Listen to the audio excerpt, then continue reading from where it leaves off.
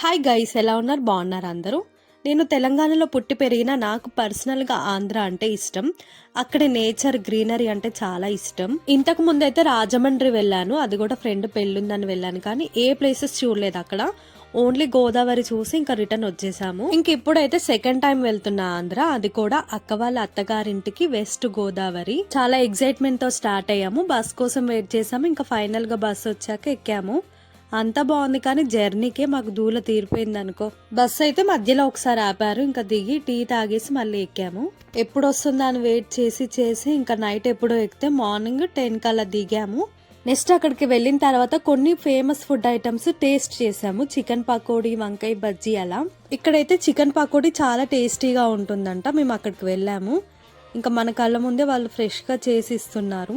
ఇంకా మేము వెళ్ళిన రోజైతే అక్కడ మార్కెట్ జరుగుతుంది. అక్కడ కూరగాయలు ఎలా ఉన్నాయో, పచ్చి చేపలు, వెండి చేపలు, ఉప్పు చేపలు చాలా ఉన్నాయి. ఉప్పు చేపలు అయితే మరీ ఉప్పు, వాటిని ఎంత క్లీన్ చేసినా కూడా ఉప్పు అయితే కంపల్సరీ ఉంటుంది. సముద్రాలకు దగ్గర కాబట్టి మనకు ఫ్రెష్ గా దొరుకుతున్నాయి అన్ని. ఇంకా ఇంటికి వెళ్ళిన తర్వాత గోరింటాకు పెట్టుకున్నాము.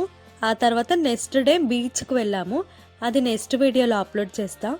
అంతే. ఇంకా మీకు ఈ వీడియో నచ్చితే తప్పకుండా లైక్ చేయండి, మన ఛానల్ని సబ్స్క్రైబ్ చేసుకోండి. Thank you.